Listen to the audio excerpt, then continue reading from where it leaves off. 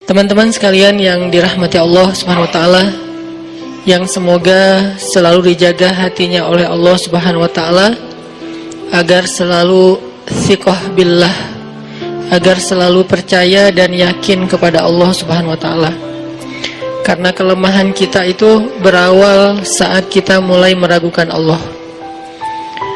Dalam segala dinamika hidup, kita selalu butuh Allah.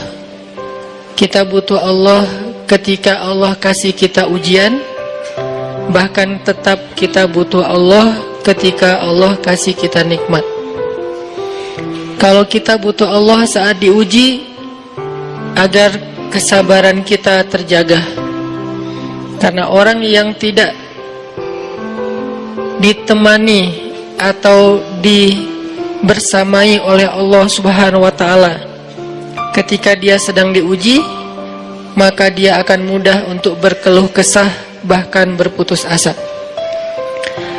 Kebersamaan Allah kepada dia saat dia diuji itu adalah Allah Subhanahu wa taala menghibur hatinya. Allah Subhanahu wa taala menenangkan hatinya.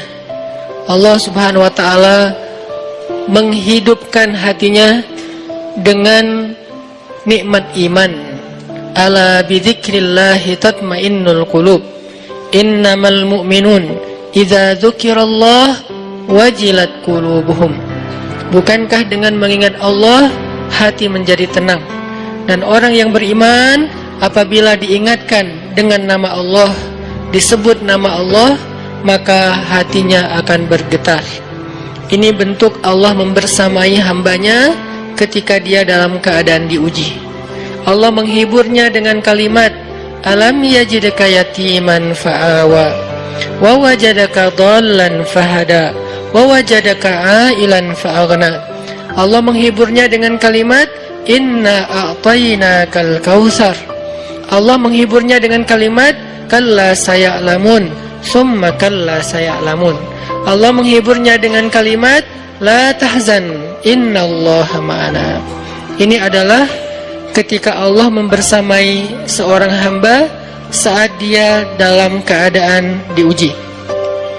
Allah membersamai hamba juga ketika dia dalam keadaan diberi nikmat.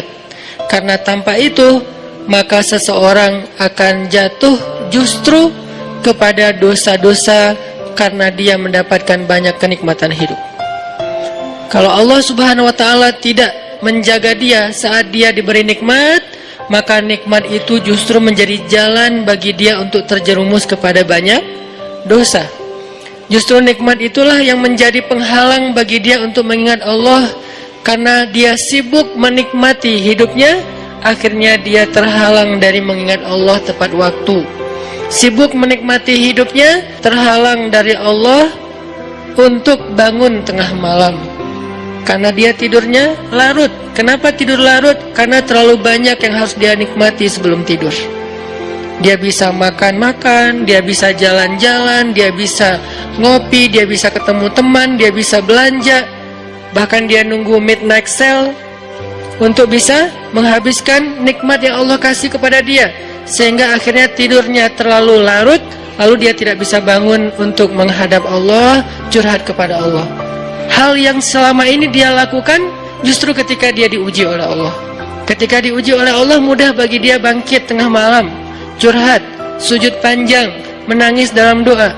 Ketika Allah kasih nikmat, curhatnya hilang, malamnya lelap, sampai bahkan subuhnya juga kelewat. Ini kalau Allah nggak membersamai seorang hamba ketika dia diberi nikmat. Sehingga orang yang seperti ini, kalau dalam keadaan seperti ini terus-menerus dalam jangka waktu yang lama, nanti dia akan terjebak di dalam istidraj.